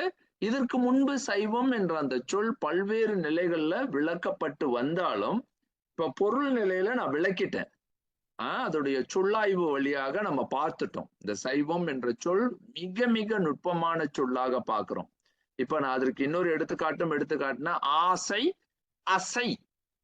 அசை அப்படின்றது அப்படின்னா அதிர்வு நிலை, செய் என்பது ஓங்க செய்வது. அசைவு அப்படின்ற அந்த சொல்லே பாருங்க, அந்த சை என்ற அந்த சொல்லை பயன்படுத்தும் போது அசை அப்படின்ற சொல் அசைவை தருவது, நகர்த்துவது, அசை. அந்த சொல் பாருங்க, சை. அப்படின்றத உயிர், அது உயிரை தொடர்பு படுத்துது. ஆசை உயிர்களுக்கு மட்டும்தான் இருக்கும், விலங்குகளுக்கு இருக்கும், உயிர்களுக்கு இருக்கும். நாற்காலிக்கு இருக்காது, உயிரற்ற பொருள்களுக்கு ஆசை இருக்காது. எவ்வளவு வித்தியாசம் படுது பார்த்தீங்களா? எவ்வளவு அழகான சொல், கலை சொல். ஆசை என்பது உயிர்களுக்கு மட்டுமே. அதனாலதான் என்பது உயிர், சை என்பது ஓங்கு குறித்து உயரும் நிலை, குறித்து வெளிப்படுவது அப்படின்னு சொல்றாங்க. உயிர்களுக்கு குறித்து வெளிப்படுவது தான் ஆசை. அது மற்ற பொருள்களுக்கு வராது, ஆசை வராது. இந்த சொல் எந்த மொழியிலையும் பயன்படுத்த முடியாது. ஆசை என்ற சொல்லுக்கு நீங்க வேற எங்கேயாவது டிரான்ஸ்லேஷன் கேட்டீங்கன்னா கிடைக்கவே கிடைக்காது. டிசையர் அப்படின்லாம் எதுவுமே விளக்காது. என்பது உயிர், உயிருக்கு மட்டும்தான் ஆசை வரும், சை வரும். எவ்வளவு அழகாக தமிழ் நிக்குது பாருங்க. ஏன் தமிழை புரிந்து கொள்ளும் பொழுதே அறிவினுடைய விளக்கங்கள் தான் நமக்கு கிடைக்கும். அப்போ இதுல திருமூலர் நான் மீண்டும் சொல்லிட்டேன், திருமந்திரம் போல ஒரு நூல் நமக்கு கிடைக்காது. முன்பே சொல்லிட்டேன். அது அதாவது எவ்வளவு அருமையான ஒரு நூல், என்னோட உயிரோடு உயிராக அது அப்படி கலந்த ஒரு நூல். ஏன்னா நமக்கு கிடைக்க மீ அரிதாகிய தமிழர்களுக்கு கிடைத்த மிகப்பெரிய பேருண்மை தமிழ் சாத்திரம். அது அவ்வளவு அழகாக திருமந்திரமே சொல்லிட்டாரு. அவரே சொல்றாரு, பொங்கி மிகாத சொல்ல பொருள் உடைத்த ஒரு நூல் அது உண்டிதான். அந்த அவ்வளவு நுட்பமான பெரும் கருத்தை உள்ளடக்கக்கூடிய ஆற்றலை தருது. இங்க பாருங்க, சைவம் சிவனுடன் சம்பந்தமாகுதல் அப்படின்ற ஒரு வரி தான் இன்னைக்கு நான் சொல்லி முடிக்க முடியும்னு நினைக்கிறேன். சைவம் சிவனுடன் சம்பந்தம் ஆகுதல்ன்ற வார்த்தையை சொல்றாரு. சைவம் சிவனுடன் அப்படின்னு. இப்ப நம்ம முதல்ல நான் என்ன விளக்கம் சொன்னேன்? சரி, நம்ம எல்லாம் சிவனோட சம்பந்தம் ஆகுறோமா அப்படின்னு கேட்டா இல்லை. இது எல்லா உயிர்களுக்கும் உரிய ஒரு சொல். இந்த ஒரு இதுலயே சைவம் என்பது சமயமா, அதாவது சைவம் என்பது ஒரு மதமா அப்படின்னு கேட்டா இப்ப நம்ம கொஞ்ச நேரத்துல பார்க்க போறோம். இவர் என்ன சொல்லிட்டாருன்னா, சைவம் சிவனுடன் சம்பந்தமாகுதல் அப்படின்னா என்ன அர்த்தம்னா, சிவம் என்பது எல்லா இடங்கள்லயும் வியாபித்திருப்பது. எல்லா இடத்துலயும் காத்து இருக்கு, காற்று எல்லா இடங்கள்லயும் இருக்கு. ஆனா நான் ஒரு உயிராகிய நான் அந்த காற்றை உள்வாங்குகின்றேன். அங்கு சிவம் என்பது எல்லா இடத்துலயும் இருக்கு. ஆனா நான் சம்பந்தப்படுகின்றேனா, நான் தொடர்பாகின்றேனா இல்லையா என்பதை தான் அங்க அழகாக சொல்லித்தரார். எந்த உயிர் அந்த வியாபித்திருக்கும் பொருளோடு தன்னை கொண்டு போய் தொடக்கு உருகின்றதோ, அதாவது ஒரு தொடர்பை ஏற்படுத்துகின்றதோ, அதுதான் சைவம்னு சொல்றாரு. இது பாருங்க, எல்லா உயிருக்கும் உரியது, மனிதருக்கு மட்டும் உரியது அல்ல. அப்ப சைவம் என்பது ஒரு மதம் கிடையாது. பிறகு அதை பார்க்க போறோம். ஒரு குறிப்பிட்ட இனத்தவருக்கு கிடையாது. எவரெல்லாம் வியாபித்திருக்கும் இறை பொருளோடு தன்னை தொடர்பு படுத்துவது. சிவம் என்றொன்றும் உன்னோட இருக்கின்றது, காற்று மண்டலம் இருக்கின்றது, அதாவது எலக்ட்ரோ மேக்னெட்டிக் மின்காந்த அலைகள் எல்லா இடங்கள்லயும் இருக்கின்றது. அது போல சிவம் வியாபித்திருக்கின்றது, எல்லா இடத்துலயும் இருக்கின்றார். இப்ப நாம் அந்த நிலையில நான் என்னை கொண்டு போய் நான் சம்பந்தப்படுகின்றேனா இல்லையா? அப்ப அந்த தொடர்பு எப்படி வருதுன்னா, என்னுடைய உணர்வு நிலையில் நான் அதனோடு பின்னி பிணை, அதாவது ஒரு உணர்வை என்னோடு கலக்கின்றேனா, என்னன்னா ஒரு உணர்வோடு இருக்கின்றது. இப்ப மூச்சு பிடிக்கும் போதுதான் எனக்கு மூச்சு தேவையாகின்றது அப்படின்னா அந்த உணர்வுல எனக்கு காற்று தேவை, காற்று என்னோடு இருக்கின்றது. மூச்சு அன்னாடு விடும்போது அதை பற்றி கவலைப்படுறதே இல்லை. காற்று இருக்கு, அது இருந்து கொண்டே இருக்கு. எங்க காற்று இல்லையோ அந்த இடத்துல போய் கால் வைக்கும் போது ஐயோ எனக்கு மூச்சு திணறுது, அப்ப இங்க காற்று இல்லை அப்படின்ற ஒரு கருத்து வரும்போது அந்த மாதிரி இல்லாம இங்க என்றென்றும் வியாபித்து எல்லா இடங்கள்லயும் இருக்கக்கூடிய இறைவனை நான் உணர்வால் தொடுவது, அந்த தொடக்கத்திற்கு சம்பந்தப்படும் அந்த நிலையை தான் வந்து சைவம் அப்படின்னு சொல்றாங்க. ரொம்ப ஆழமான ஒரு இதுவரை இந்த உலகத்துல நீங்க பாத்தீங்கன்னா இப்படிப்பட்ட விளக்கத்தை திருமந்திரம் தான் சொல்லியிருக்கு. சிவனுடன் சம்பந்தமாக எல்லா இடங்கள்லயும் வியாபித்திருக்கக்கூடிய ஒரு பொருளுடன் நீ சம்பந்தப்பட வேண்டும். நீ எப்பொழுது தொடர்பாகின்றாய் அப்படின்னு. இது எல்லா உயிருக்கும் முடியும், எல்லா உயிருக்கும் முடியும். ஒரு மரமா இப்ப இது கேள்வி கேட்பீங்க, எப்படி மரத்திற்கெல்லாம் இதெல்லாம் முடியுமா, இதெல்லாம் சாத்தியமா அப்படின்னு. நம்மளுடைய இதுல வந்து சிலந்தி, யானை எல்லா நிலைகளுக்கும் வந்து பாத்தீங்கன்னா முக்தி பேர்லாம் கிடைக்கிறது. அப்ப நம்ம புரியல, எப்படி இது என்ன புரியவே இல்லை, யானை என்பது யானைக்கு முக்தி கிடைக்குதா அப்படிலாம் நம்ம பேசுவோம். பன்றிக்கு சிறுவாசகம் பேசுவாங்க, பன்றிக்கு வந்து கிடைக்குது அப்படின்னு, மோட்சம் கிடைக்க முடியுமா அப்படின்னா அந்த மாதிரிலாம் ஒரு கேள்வி நம்ம உள்ளத்துல ஒரு வேடிக்கையா நம்ம சில பேர் கேட்பாங்க. அது வந்து உயிர்கள், அந்த உயிர்கள் அந்த நிலையோட தொடர்பு ஆகிருச்சு, அந்த உணர்வுல கான்சியஸ் அப்படின்னு சொல்லுவாங்க, உணர்வால் அதுல தொடர்பு ஆகிட்டோம் அப்படின்னா நான் சைவம், அந்த சிவன் அதுதான் சைவம்னு சொல்றாங்க. அப்போ முதல் அந்த சொல்ல வந்து இந்த இடத்துல எல்லா இடத்துலயும் வியாபித்திருக்கிற பொருளோட நான் தொடுகின்றேனா, தொட்டு நிற்கின்றேனா, நான் தொடர்பாகி விட்டேனா அப்படின்ற அந்த உணர்வை தொடும் பொழுது அவன் சைவன் ஆகி விடுகின்றான்.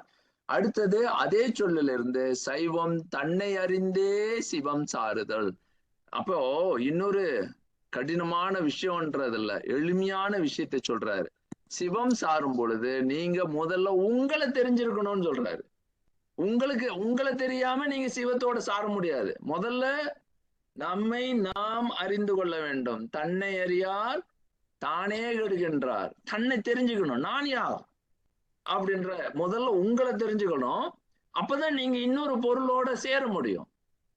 என்னை கடந்த ஒரு பொருள் இருக்கின்றது. நான் முதல்ல பாக்குறேன் பாருங்க, இப்ப என்னோட சூடு இருக்கு, சூடை கலக்கக்கூடிய அந்த நிலையை நான் உணர்கின்றேன் அப்படின்ற அந்த உணர்வு வந்தாதான் இது என்னால ஆகுறது இல்ல அப்படின்ற கருத்து நம்ம உள்ளத்துல ஏற்படுது. அப்போ சூடு அப்படின்றது நான் நிறுத்தல, 37 டிகிரி அதுல நான் நிறுத்தி வைக்கல, எனக்கு அது நடத்தப்படுகின்றது, எனக்கு ஒரு நிலையில எனக்கு நடக்கின்றது. அப்போ என்னால என்ன செய்ய முடியுது, அதை உணர்தான் முடியுது. அதுபோல அங்க நான் இங்க என்ன சொல்றாங்கன்னா தன்னை அறிந்தல், முதல்ல தன்னை அறிய வேண்டும். அப்போ சைவம் எவ்வளவு ஒரு குறிப்பிட்ட, எல்லாரும் வந்து சைவராகனா முதல்ல தன்னை அறியணும். நான் இந்த பிறப்பில் நான் யார் என்ற அந்த உண்மையை தெரிந்து கொண்டு பிறகு சிவத்தோடு சேர வேண்டும். அதுதான் சைவத்தினுடைய அடுத்த இலக்கணம்.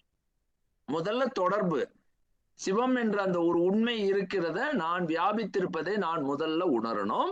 இரண்டாவது சைவம் என்பது தன்னை அறிய வேண்டும். நீங்க நான் யார், இந்த பிறப்பு என்ன, என்னுடைய கடமை என்ன, நான் அந்த உயிர் என்ற அந்த உயிர் நிலையை அறிகின்ற அந்த உயிர் பிறப்பினுடைய நோக்கத்தை அறிந்து பிறகு அது சிவத்தை சாரும், அதோடு சேர வேண்டும். சாருதல் அப்படின்ற ஒரு கருத்து, சார்ந்தே இருக்கும், உயிர் சார்ந்து நிற்கின்ற ஒரு நிலை. அது அவ்வளவு அழகா சொல்லி பிறகு இன்னொரு இந்த 4 வரையும் சொல்லி முடிச்சிட்டு அப்புறம் அந்த இன்றைக்குள்ள விளக்கத்தை முடிச்சிடுறேன். சைவம் சிவம் தன்னை சாராமல் நீவுதல் அப்படின்னா என்ன அர்த்தம்னா, இதுல ஒரு அழகான பொருள் இருக்கு. இது படிக்கும் போது கொஞ்சம் குழப்பமா இருக்கும் ரொம்ப பேருக்கு. இது வந்து அழகான ஒரு பொருளை வேறு நிலையில அவர் விளக்குறார். தன்னை சாராமல் அப்படின்னா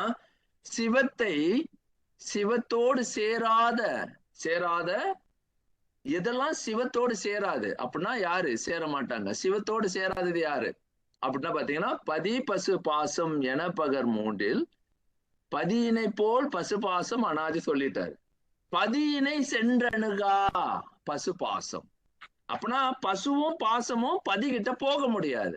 அப்ப சில பேர் வந்து என்னன்னா அந்த தொடர்பை உருவாக்க மாட்டாங்க. சிவ தொடர்பை உருவாக்காதவர்கள் சிவ தொடர்பு ஆகாதவற்றை தள்ளிவிட்டு சிவ தொடர்பு உடையவற்றோடு சேருகின்ற அந்த ஒரு நிலையை நாம் உருவாக்கி கொள்வது அப்படின்றத சொல்லி தராரு.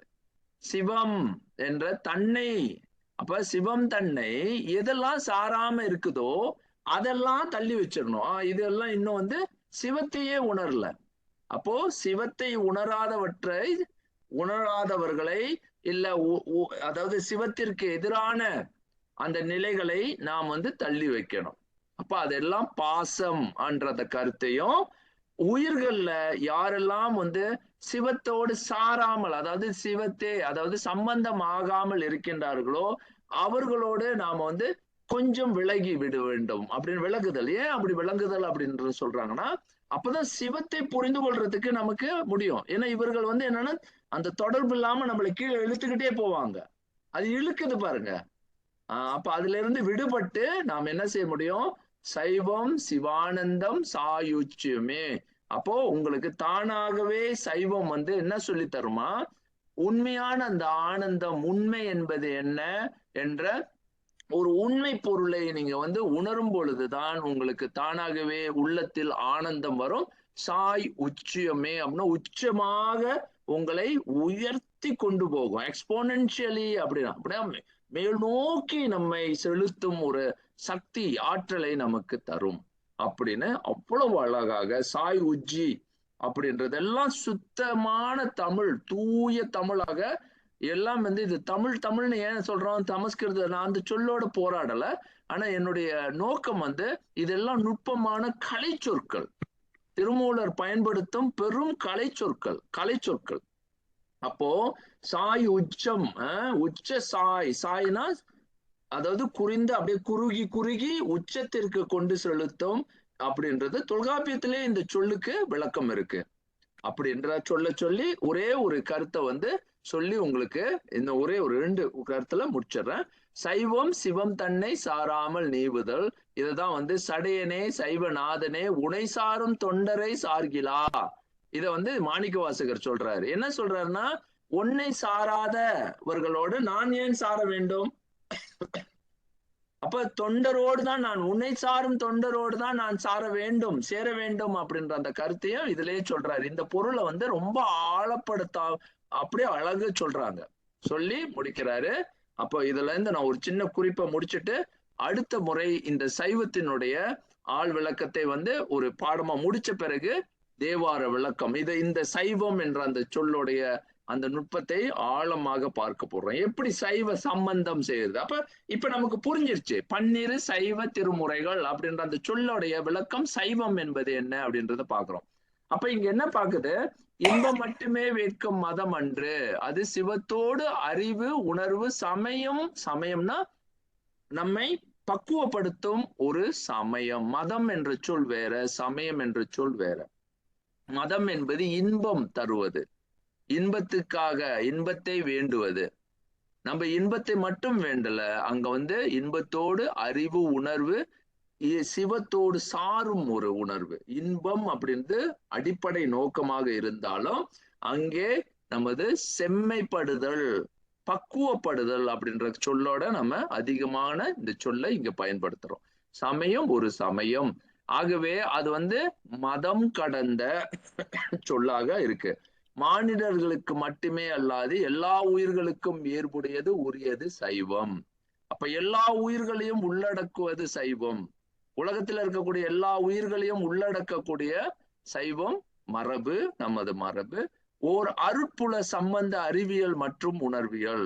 அருட்புலம் அப்படின்றது இப்ப நான் சொன்ன மாதிரி பாருங்க, எலக்ட்ரோ மேக்னட்டிக் வேவ் இருக்கிற மாதிரி அந்த ஒரு புலம் இருக்கு, அது அருட்புலம்னு சொல்றோம். சிவப்புலம், அந்த சிவப்புலத்தில் சம்பந்தமாகும் அறிவியல் தான் இந்த சைவம். அடுத்தது தன்னை அறிந்து தன்னில் உள்ளுரை சிவமாய் கடவுளாய் தற்பரத்தை உணர்த்தும் நெறியாய் விளங்குவது சைவம். அடுத்தது மலமகற்றும் முத்த பேர் தரும் முக்திக்கு உயிர்களை உச்சப்படுத்துவது.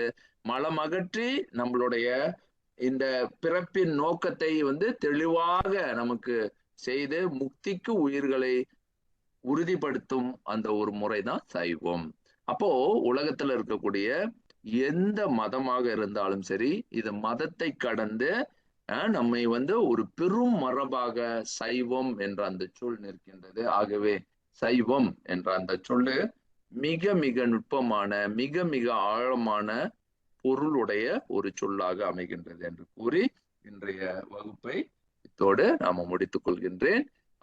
சைவம் என்று சைவத்திற்கு ஒரு ஆழமான தெளிவை நம்ம பார்த்தோம். இன்றைக்கு கொஞ்சம் ஆழமான பாடமும் கூட. ஏன்னா இது முதல்ல சைவம் என்ற சொல்லோடு நம்ம அன்றாடம் இருக்கின்றோம். ஒவ்வொரு நாளும் சைவம் என்ற சொல்லை புழக்கத்துல பயன்படுத்தினாலும் அந்த சொல்லுக்கான ஒரு ஆள் பொருள் விளக்கம் தெரியாமல் நம்ம அதை பயன்படுத்தி கொண்டே இருக்கும் பொழுது நமக்கே அது புரிதல் வராது. நான் என்ன செய்யறேன், இந்த நழுவை, அதாவது இந்த ஸ்லைட்டை நான் உங்களுக்கு கொடுத்துட்றேன். நீங்க அதை பயன்படுத்தி கொள்ளுங்க. உங்களுடைய மாணவர்களுக்கு இதை எளிமைப்படுத்தலாம். நான் ஏன் இன்றைக்கு எளிமைப்படுத்தி சொல்லல, இதை மாணவர்களுக்கு சொல்லிக் கொடுக்க முடியுமா? எளிதாக சொல்லிக் கொடுக்க முடியும். நீங்களும் புரிந்து கொள்ளணும். முதல்ல உங்களுக்கு புரிதல் வந்தால்தான் மாணவர்களுக்கு அதை எளிதாக கடத்த முடியும். அதாவது நம்ம என்ன புரிந்து கொள்றது இல்லை அப்படின்னா, இப்போ சம்பந்தமாகுதல், இது எப்படின்னா நான் முதல்ல எடுத்து காட்டினது போல, அப்போ இங்கு காற்று இருக்கின்றதா இல்லையா அப்படின்னா நம்ம சொல்லுவோம் இருக்கு. எப்படி தெரியும் அப்படின்னா, இந்த பாருங்க இழுக்கணும், அப்படி இல்லைன்னா படுது பாருங்க, அது என்னுடைய சுவாரஸ்யமாக அப்படி அந்த மாதிரி நம்ம சில விஷயங்களை பிள்ளைங்களுக்கு குழந்தைகளுக்கு சொல்லி கொடுத்து, சிவம் இப்படிதான் பிராணனாக, அதாவது இப்ப எப்படி காற்று போல இங்க இருக்கிற மாதிரி அங்கே இருக்கின்ற நான் அதனோடு உணர்வதற்கு இப்போ நம்ம என்ன பண்றோம், அந்த மாதிரியான பிராண சக்தியை உள்வாங்கிறதுக்கு தான் பிரணாயமம் அப்படின்றத சொல்லி தர்றாரு. இப்படிதான் ஒவ்வொரு இதையும் நம்ம எதோடு சம்பந்தப்படுகின்றோம் அப்படின்றத ஒவ்வொன்னு தொடர்பு படுத்துகின்ற அந்த முயற்சியை மிக மிக அழகாக திருமந்திரம் பிறகு சொல்லி தரும். அப்ப திருமந்திரம் சொல்லி, அதாவது திருமந்திரம் என்பது வாழ்வியல் கல்வி, வாழ்க்கை கல்வி, சிவக்கல்வி, சைவ கல்வி அத்தனையும் உள்ளே வைத்திருக்கக்கூடிய ஒரு முழுமை. ஏன்னா இதுவரைக்கும் இவ்வளவு முழுமையை மட்டுமல்ல, நான் மீண்டும் பிறகு நான் இதனுடைய ஆழத்தை விளக்க உங்களுக்கு புரியும். எவ்வளவோ இது எட்டாத அப்பதான் நமக்கு தெரியும் நான் எங்கே இருக்கின்றேன், என் மனம், எனது நிலை எங்கே இருக்கின்றது. அப்பொழுதுதான் தெரியும் இது ஏன் ஆன்மீக தெய்வீக ஆன்மீக மானி, அதாவது தன்னை அறிகின்ற ஒரு கருவி, தன்னை அறிவிக்கும், என்னை தெளிவிக்கும் ஒரு கருவியாக எப்படி திருமந்திரம் ஒரு தமிழ் சாஸ்திரமாக ஆகம பொருள் விளக்கமாக எனக்கு விளங்குகின்றது என்ற அந்த கருத்து நமக்கு புரியும் அப்படின்னு கூறி, இதுவரை மிக மிக பொறுமையாக கூடுதல் நேரம் எடுத்துக்கொண்ட ஒரு 1/2 மணி நேரம் போயிருச்சு. ரொம்ப அமைதியாக கேட்டுக்கொண்டிருந்த அனைவருக்கும் எனது அன்பான இறை திருவடி திருவருள் வேண்டி சிவா திருச்சிற்றம்பலம்.